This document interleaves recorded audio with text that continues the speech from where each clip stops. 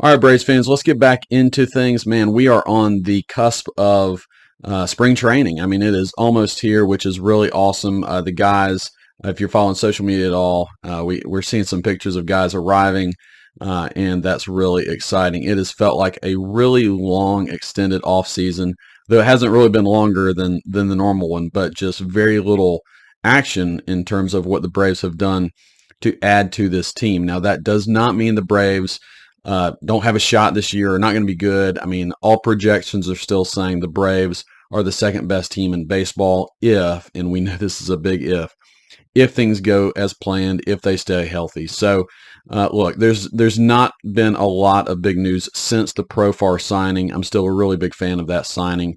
But the Braves continue to be the kings of the minor league contract this offseason.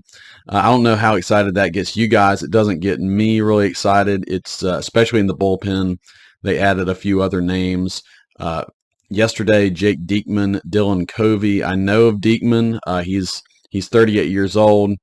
He's got a good arm, but he's always had control issues. Anytime you're signing guys kind of off the scrap heap, especially with the bullpen, you're just hoping you catch fire for a year and get some innings, pick up some innings, especially early in the year. So they have a ton of guys in spring training on minor league contracts that maybe one of them makes the team and you get 30 innings of them in the first half of the year and that sort of thing. And that has value and it covers those innings, but it's not going to probably be a huge impact to the team. So doesn't particularly float my boat in terms of what the Braves are doing this offseason. I'd love for them to make a bigger splash, even, whether it's a starting pitcher or a relief pitcher, but I don't know that if that's going to happen. So anyways, guys, in this episode, what I want to do, I want to take a little bit of a step back and do a fuller evaluation of the Braves roster, trying not only to understand what the Braves are doing to build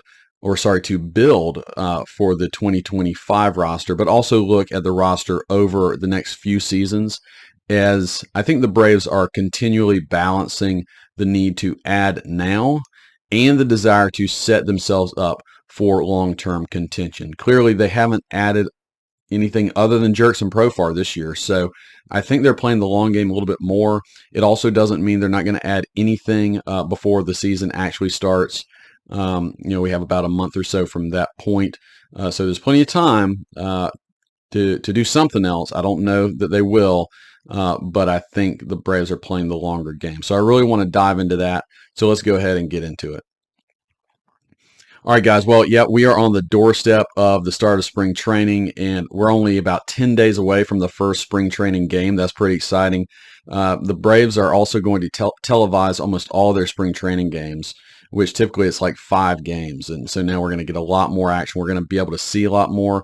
I appreciate that. I mean, I know spring training, usually you're not, the main guys aren't always playing. A lot of times you get to see these guys that the Braves have pulled from the scrap heap for minor league deals. But you also get to see some of the Braves prospects. I'm excited to see a lot of Drake Baldwin and some of these pitchers. So I think that's going to be a cool thing. But yeah, spring is nearly here. Where I am, we got about 10 inches of snow last night. So the fact that spring training is on the doorstep is making me very excited. So the rumor mill has cooled over the last week. A lot had been made of Dylan Cease, maybe a Dylan Cease trade from the Padres, or Michael King, also a starter from the Padres. Both these guys are in the last years of their deals. Makes it pretty awkward for the Padres. Here they are trying to contend, but I don't know, pretty unlikely that they're going to be able to bring back both, if not either of these guys. So they kind of have one more year of a window. I think what the Padres would like is to deal one of them and get some major league guys back that they could still contend with. But that's a hard thing. Typically, if you're going to trade a guy, teams don't want to weaken themselves in other areas and they want to send you prospects back. But it doesn't sound like that's really what the Padres want. We'll get into that a little bit more, but I really don't know that the Braves are ultimately the best match for that, even though I know they love Cease. They tried to get him 2 years ago. Sounds like they're trying to get him again. I'm actually a really big fan of both him and Michael King, and I think Michael King might be the more likely guy, even though both are unlikely. I think he might be the more likely guy to sign an extension if you got him, just because he doesn't have years of success as a starter on the back end. But he was tremendous last year, and I think he has a lot of promise. And a lot of his underlying metrics, actually, I think they favor King over Cease. But yeah, the Braves are, number one, not rich in prospects to go get him. But again, the Padres might not be looking for prospects, but they've also started to fill their left field hole with a couple of guys, Jason Hayward and a couple other guys. I think Connor Joe looks like they might just try to do some kind of platoon out there. So I'm not sure you're sending Kelnick or anything like that back for one of these guys. And obviously you would need a lot more than that in major league talent to send back. And I just don't think the Braves have that or would be willing to do that. So not sure that's going to happen. Doesn't mean it's impossible, but it looks pretty unlikely. Meanwhile, I'm debating in my own mind if the Braves really care about staying under this CBT number, or if Alex is just being very frugal. Maybe he was given a little bit of a lower budget to work with this year, whether it has anything to do with the CBT number or not. I don't know, but Liberty Media gets to make that budget, and typically that's the hard number that Alex goes off of. And in past years, he's proven to not care much about resetting that CBT. I hear from a lot of other outlets that clearly the Braves' inaction means that they're trying to stay under that number. I'm just not, it really might be the case, but I'm not certain because it's never really meant that much to Alex in the past. All that being said, what I do know, and I've mentioned this to you guys so many times, but Alex is all about value. He's not going to make a deal that doesn't make a ton of sense, both in the short term and long term. He's not going to make a deal that's going to hamstring the Braves' budget in any way, shape, or form moving forward. So I think he's still playing off of that more than anything else. The interviews I have heard with Alex, and yes, you take it with a grain of salt because he's not going to give you too much. But he keeps mentioning that he expects moves to happen well into spring training. And there are tons of free agents still out there. No, they're not really the big names or the guys that are going to make massive, improvements to the team. But I do expect something to happen within spring training at this point. Maybe it's just one impact reliever, a David Robertson kind of guy is still out there. Kenley Jansen just got signed by the Angels. He was kind of on my radar too to maybe come back, but I'm sure he wanted to close, and he's going to get a chance to do that in Anaheim. But I'm not convinced that Alex is done or that Profar is going to be the only major league contract addition that the Braves make this offseason. So with all that being said, it has been an oddly inactive offseason for the Braves. I want to dive into the next few years of the Braves roster. I think this is helpful not only to preview this season, but also to understand why the Braves have played the offseason the way they have. I'm not saying I necessarily agree with how inactive they've been. I know it's been really frustrating for most Braves fans out there. I'm included in that. I would have loved, as you guys know, the Braves have gone out and got Ha-Seong Kim, to improve shortstop, or gone out and got, one or two arms as well. Again, they might still do that, but time is wearing thin. But I want to try to at least understand what they might be doing and the game plan of why they've been so inactive this offseason.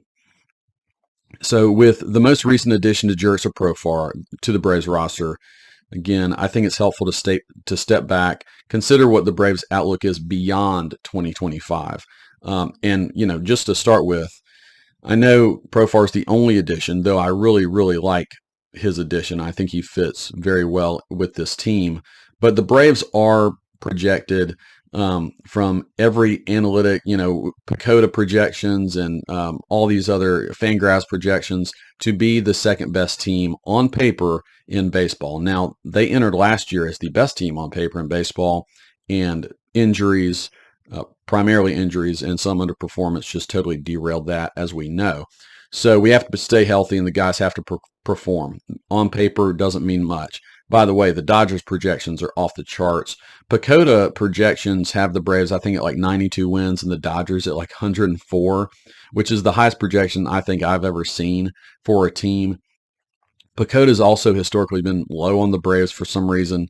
Look, the Dodgers were just insane this offseason, and they added tremendously on top of Ohtani coming back to the rotation and all that stuff. The Dodgers are going to be great, but as the Braves know, injuries and underperformance can derail your season. So they still have to go out and play and perform.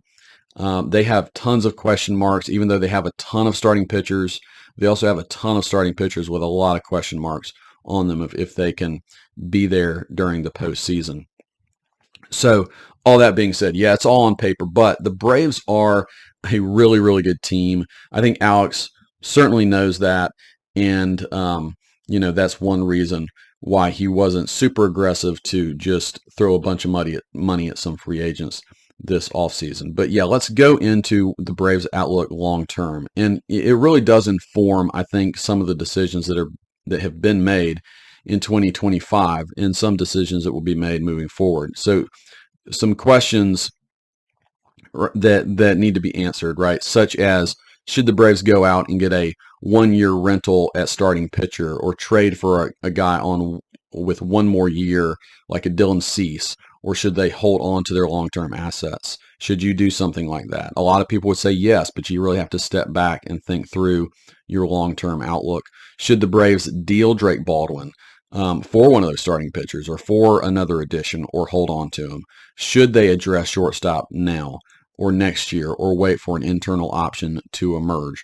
What should the Braves target and prioritize in their upcoming drafts, right? All of that stuff is obviously based off of their current roster and what the roster is going to look like in the next few years. We can be fairly certain that once a Brave makes it to the last year of their contract, it's very unlikely that the Braves will extend this player to prevent him from reaching free agency. We've seen it time and again. I don't even need to mention the big time Braves, the beloved Braves, the guys on that you wear their jerseys at the ballpark, right? All these guys have left via free agency after getting to the last year of their deals. So we know that that's generally the case with the Braves. You extend the guys early and you have them here for a long time, or they're probably reaching free agency and other teams are going to throw boatloads of money at them, and the Braves are not going to go that high. So this does provide some clues about who could be on the team beyond 2025 and what players the Braves might target via trade. So for instance, will they target a Dylan Cease because he's entering the last year of his contract and about to enter free agency? I think it makes it it makes it less likely. Here we have Marcell Ozuna. He's in the last year of his contract. Is he going to be extended? Well, it's possible, and every player is kind of a unique situation. I think it makes it less likely. So that sort of stuff is really, I think, helpful to think through. So let's go ahead and dive into it, and we're going to go position by position. I'm going to lean more on the position players. We're also going to talk about the starting pitching. We're not going to talk as much about relief pitching because that's such a moving target from year to year. All right, so let's dive into it. DH.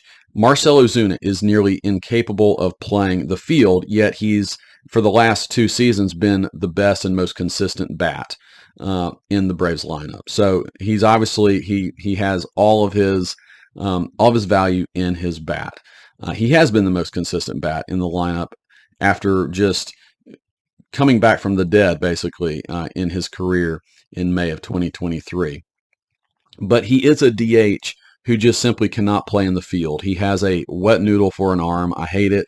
A lot had been made that he looked great in some videos. He looked in great shape, but as good a shape as he can be in, he has a terrible throwing arm, basically to the point where you can't play him in the field. Or if you do, it's just kind of in an emergency situation. I think that if we see him in the field, it will be that kind of situation this year. So because of that, there's a lot less flexibility that you have in your lineup when you have a dedicated DH. It's great to have a DH who can just mash the baseball like a David Ortiz and in the last 2 years of Marcell Ozuna, but if you have a more like floating situation at DH, if you wanted to give Riley or Olsen or fill in the blank Acuna when he comes back from injury, if you wanted to give them a day at DH, you'd have to sit Ozuna. But if you have a floating DH, you don't have to sit, right? It's just you can kind of manage that with keeping guys in the order, but getting them off their feet otherwise for the rest of a game or two. And that's the situation the Braves are in. So if Ozuna has another spectacular season, I think he may be in for a lucrative short-term contract from some other team. He is, I think, 34. That's certainly on the back end of your prime. He might be getting close to 35. But I could see a team, if he has a really good year, he's had 3 straight really good years, I could see a team giving him a lucrative 2 or 3 year contract that the Braves wouldn't want to do.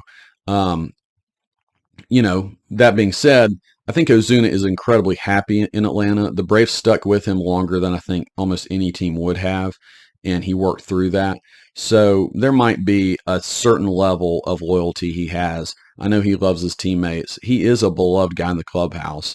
But at the same time, if he prices himself out of what the Braves want to do, you need to have a potential replacement. And I think the Braves do have a potential replacement in Drake Baldwin. His bat has been that good at AAA. I think he's proven himself. Now, I think the Braves want him to catch as well, but I think Drake Baldwin, this is one reason why the Braves are really hesitant to give him up. All right, so let's go ahead and go to the catching position. This year is a really important year for Sean Murphy. The Braves have committed a lot to him. They infamously traded away William Contreras, who now, by many measures and standards, is probably the best overall catcher in baseball. So yes, the Braves gave him up. We all wish that hadn't happened. I think Murphy is way better than he showed last year. I do think the oblique really threw off his year, but I also don't think he's of the level offensively as a William Contreras is. And so he can get thrown off a little more easily with an injury or that sort of thing.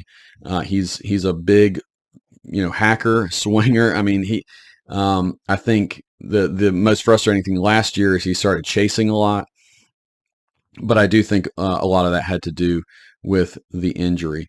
So again, it sounds like the Braves really like Drake Baldwin. They had a chance to trade maybe for Garrett Crochet, but wouldn't trade Drake Baldwin this offseason.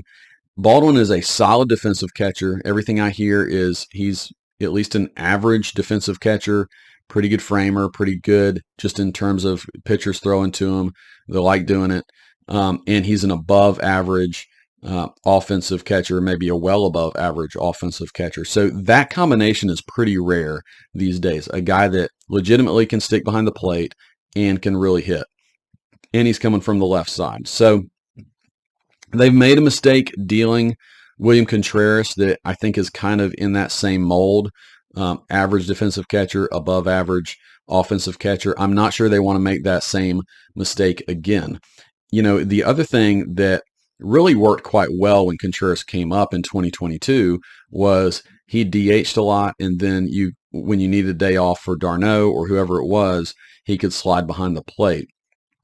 And he caught, 20, 30% of games. I think that could happen. Maybe not this year. We'll see if Baldwin maybe makes the team. If he looks so good and like he is ready, and the Braves pitchers really like pitching to him, maybe he does make the team. A lot of people are assuming Trump is going to start with the backup behind the plate. I think it's more likely because in this situation, Baldwin has less at-bats with Ozuna being at DH. But in 2026, if Ozuna doesn't come back, this opens the door for a lot of at-bats for Baldwin at DH, and he could, again, catch maybe 30% of games when Murphy needs a day off. I think that kind of situation makes a ton of sense. I'm sure the Braves are not 100% locked into that plan, but I absolutely think it's very possible that could happen by next year. And that's a very valuable player to have. If you have a cheap backup catcher and primary DH in your lineup in his first year as a rookie and performing well, I think you can reallocate Ozuna's funds to some other need on the team. All right, let's shift to first base. Matt Olson here to stay. We all know that he had a pretty rough season last year, especially to his standards. I know, 2023, you probably can't assume he's going to play at that level again, but man, it sure would be good if he could become a consistent 40 home run, hit 270, 40 home runs, driving 110. I mean, he's that level of player. It's there. He just needs to be able to do it from year to year. And he hasn't done that in his career thus far. Maybe Tim Hires, the new hitting coach, can come in and work some magic and bring some more consistency to what he's doing. Instead of being an every other year superstar, maybe he could be an every year all-star at least, right? But Olson is signed for a long time. We need him to be that consistent guy in the middle of the order. He's a good guy. I just hope he can really start bringing some consistency. All right, second base, Ozzie Albies. I'll spend a little more time on Ozzie here. So Ozzie is the first of the remaining core to hit free agency after 2027, after that season. So, I love Ozzie. Who doesn't love Ozzie Albies? It has been frustrating how much he's had to deal with injuries recently, and I think Ozzie is the kind of guy he needs to play every day and get those reps, and the more he does that, the better he gets. So injuries really derail him, not only in obviously missing time, but when he comes back, he's just not quite the same guy. Of course, last year he came back and just had to hit righty, which was weird too. And his defense has gotten a little worse over the years. So him bouncing back, both being healthy, maybe being a little better defensively, and just playing every day and getting those reps, I think Ozzie will bounce back if those things happen. But he has to stay healthy. He has to produce. The tricky thing with Ozzie, he signed that very team-friendly extension early in his career. He's got 3 more years left on that. And if he plays really well and stays healthy, here's another situation where, he might just decide, this is my one big contract. I'm going to cash in on it and take a big contract somewhere else. And again, with the Braves venture to do that, I just don't think so. He's already taken a hometown discount. It's hard to imagine he would do it again and just stay with the Braves as a lifer. And I would love for Ozzie to just be a Brave for life. It's hard to imagine that, but we do have him for 3 more years. So 3 years is a good time to be able to develop a second baseman, and second base tends to be a position that's a little easier to fill because it's not quite as demanding defensively. So that's good news. Okay, so is there any situation where Ozzie could stay with the Braves? I think so. I mean, if Ozzie just, let's just say he stays at like a 3-WAR player, he's solid, but he's not spectacular, and he decides after this year that he just wants to stay in Atlanta, and the Braves are willing to pony up a pretty decent extension, then maybe he does stay in Atlanta. But I think, as you guys know, as closer and closer he gets to free agency, the less likely it becomes. He's not that close yet, but by the end of this season, he's pretty close. When we think about second base internally, because Ozzie has been injury prone, I think Nacho Alvarez is an important piece. This also maybe is why he hasn't been traded in the offseason, though I think he's the more likely guy to be traded for a piece if that happens. The Braves might just want to make sure that Ozzie is healthy going into the season before anything like that were to be done. But, Nacho, I don't think you can really say Nacho would be the heir apparent to Ozzie because he got 3 more years. But maybe Nacho becomes the main utility piece on the Braves roster for a couple years. The guy that I kind of thought of in that situation that it worked well with was Martin Prado back in the day. He kind of filled in on multiple positions for a while, grew into an everyday spot, and then became a really, really good player. So I could see that happening for Nacho if the Braves hold on to him long term. But all that being said, as far as Ozzie goes, I really do think that that this year is pretty important for him too, coming off this injury, as some of these guys are. Ozzie's one that he's had basically every other year interrupted with injury and underperformance due to that injury. So, man, let's hope for a really good bounce back year for Ozzie. All right, moving to third base, Austin Riley. I don't know if you guys caught it. He did an interview with some local Atlanta sports guys recently. I was able to catch that. It was really good to hear from him. He talked about his injury that ended his season last year. Of course, he wasn't available for the playoffs. He has not been an injury-prone guy, but this is one of those, fastball runs up and in, breaks that hamate bone on the wrist. And what Riley was saying is it took 14 weeks to get out of a cast with that injury, which is concerning when you first hear of it. It's like, oh gosh, is that like something beyond what they thought it was in terms of severity? But he said, no, he's all good. That kind of bone tends to heal really slowly because blood flow isn't as available to that small area. And so that he's healthy, he's back to normal, he's ready to go. But 14 weeks, you remember during the playoffs, we're all hoping maybe he can come back, late in the postseason if the Braves can make a run. No, that wouldn't have been possible at all. So all that being said, I'm so ready for Riley to be back. He's one of my favorite Braves, just hitting bombs far into the left center field seats. That's what I want to see from Riley. He also said in that interview that he's about 5 to 7 pounds lighter than he was last year, and he came in a little lighter last year. So a slimmed down Riley. He's very aware that to stick at third base for the duration of his career, he needs to, be light, be a little lighter, be a little more athletic. And he's always been sneaky athletic. But, with Riley, he has a great glove, but he doesn't have great range. So if he can be a little more athletic over there, I think it is going to help him a good bit.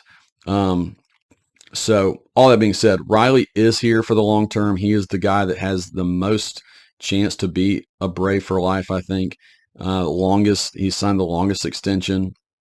It runs 2 years longer than Olson's. So I do think it's possible near the end of his career, and I think this is why the Braves were willing to give him more years, is you could slide him over to first base late in his career or left field, or maybe if you had to get him off the field, he could be a great DH and be just fine there too. So there's a lot more flexibility with Riley moving forward, and obviously the Braves are locked in at third base for a long time. All right, shortstop. This is the Braves' weakest position internally. I've made a lot of this over this offseason. It's one reason that I was arguing to go out and get Ha-Seong Kim. I get why you didn't. He's got shoulder concerns, injury concerns. You're not going to pay the money to Willy Adames that the Giants paid. I think that's not a very smart contract. The Braves are not going to bury themselves into that kind of contract. So I get why they didn't, but still, shortstop remains a weak point with Orlando Arcia. 2 years left on his deal. Now, very thankfully, left field was pretty equally concerning until the Braves signed Profar. So his addition really should swing the Braves' attention to shortstop and how do they deal with that position long term. All of Arcia's value comes from his glove.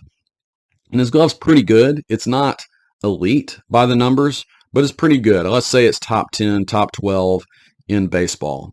Hopefully it stays that way. I mean, he's not old, but he's a year older. So hopefully he can come in good shape and the glove stays. If the glove plummets for some reason, Arcia has no value and you got to get him out of there. The one other good thing that I think why the Braves are sticking with him is he's on an incredibly affordable contract. So I think the Orlando Arcia era is going to at least continue through 2025.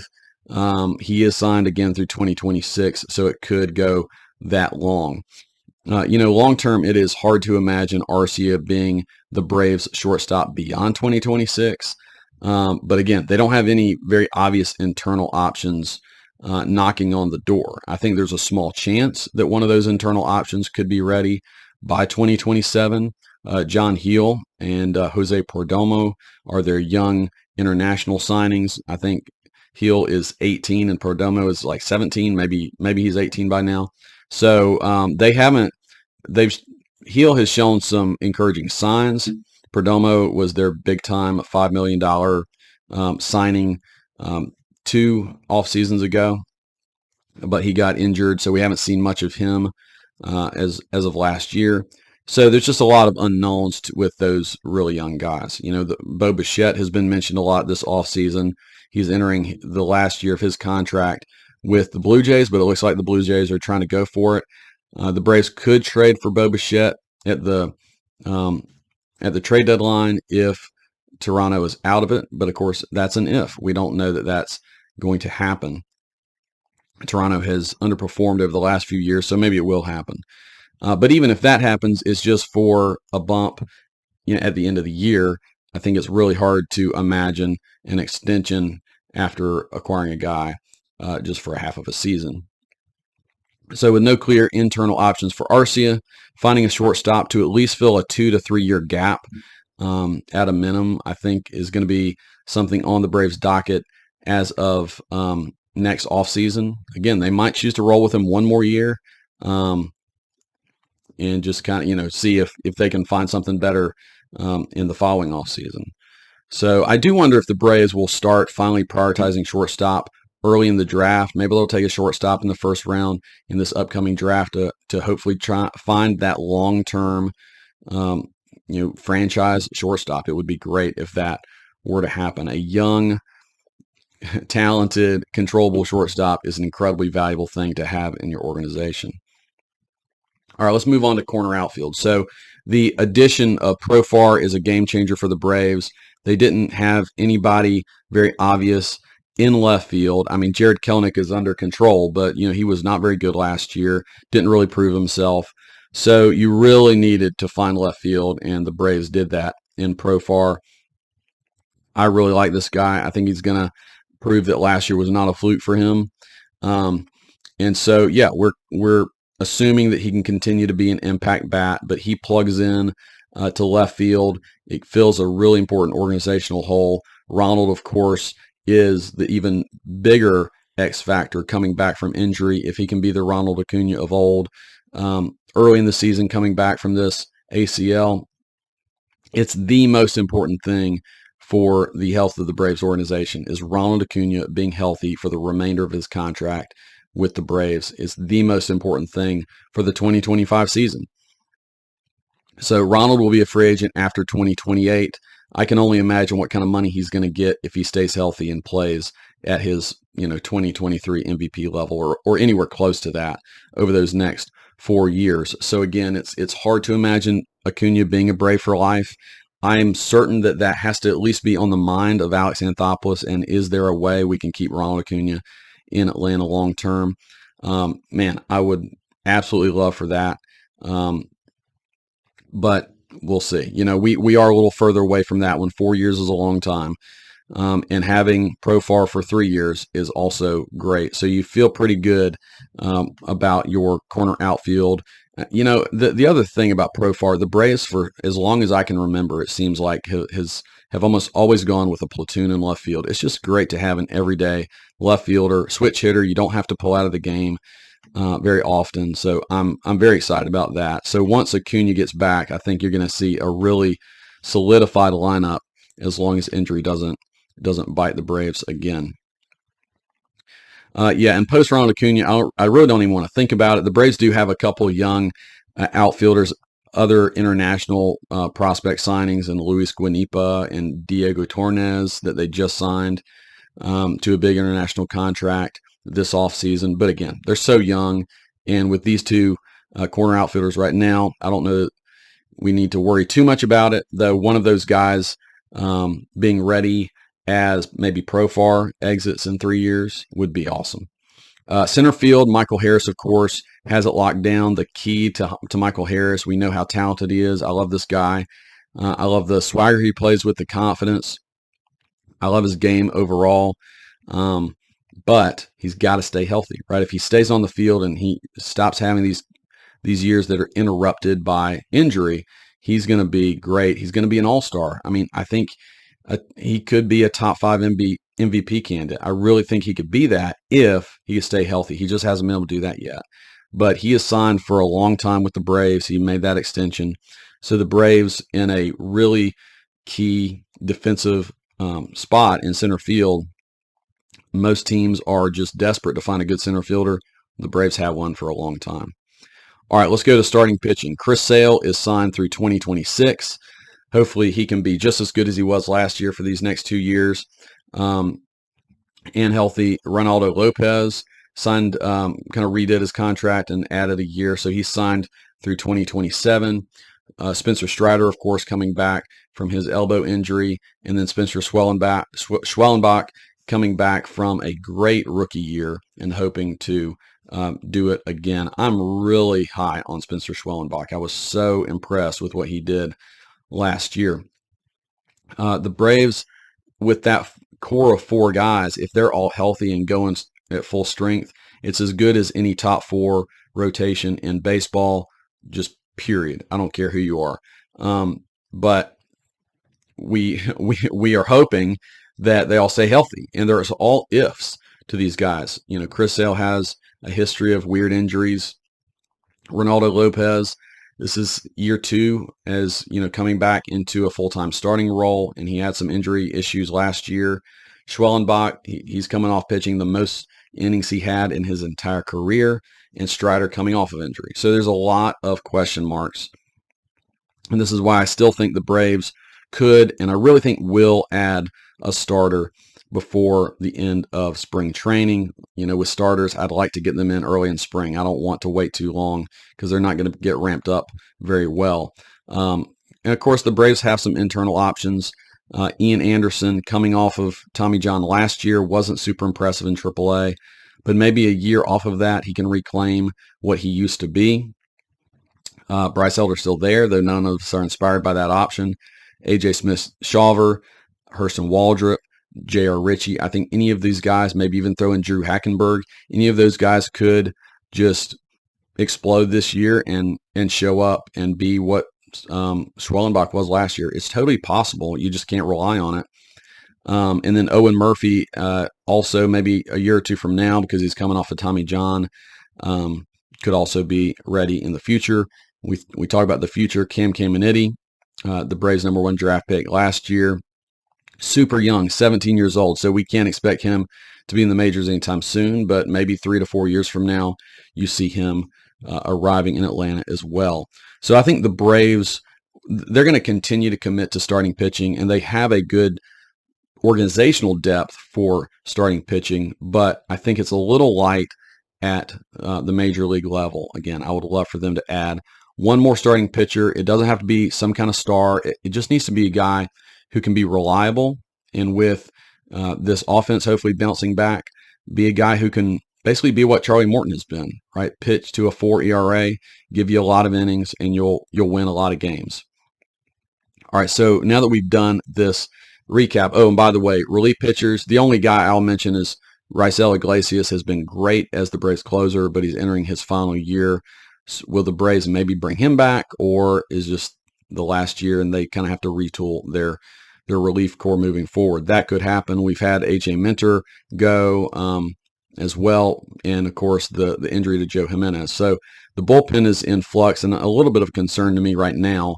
Long term, I think every year is kind of a new thing for each bullpen. So it's just something the Braves are going to have to address after this year and this year as well. So for 2026, the Braves, to me, will have to fill the DH spot, which again right now looks like could be Drake Baldwin, but they'll have to fill the DH spot if they let Ozuna go. If you let Ozuna go and Iglesias go, that's huge money coming off the books that you can maybe you have to retool the bullpen. A lot of it has to go towards the bullpen, or maybe you could retool in some other areas. So, they also have just one more year of Arceus. So the Braves should, I think, have more clarity on the shortstop position internally. Are some of these young guys starting to show some promise?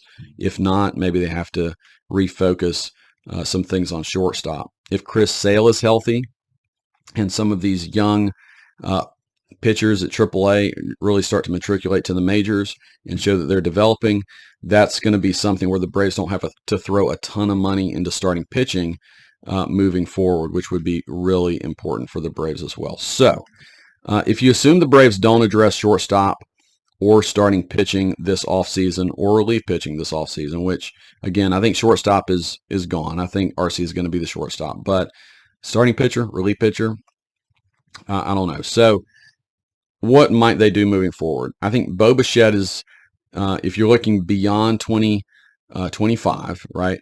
Bo Bichette is the only solid shortstop on the market next offseason. Free agent starters, it's a lot stronger of a market for them. It includes Dylan Cease, Zach Gallen, Michael King, Ranger Suarez, Framber Valdez. You have a lot of pitchers you could go out and get if you're willing to spend the money. But the Braves historically have not been willing to go for the big name in free agency in starting pitching.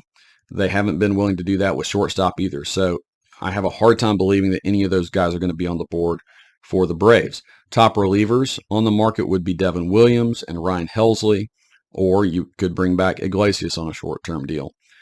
So if the Braves make no other big moves this offseason, I think it might hint that they are going to hold some bigger funds for the trade deadline this year. I really think that might be the play, that they like their team, but some of these guys that they're not able to acquire right now, they might be more likely to acquire at the trade deadline. Again, you think Bo Bichette, Dylan Cease, Michael King, there's several others out there, could be a huge lift at the trade deadline. They won't cost as much monetarily because you'll be halfway through the year, and they won't cost as much in prospects because you're only trading for them for half a year.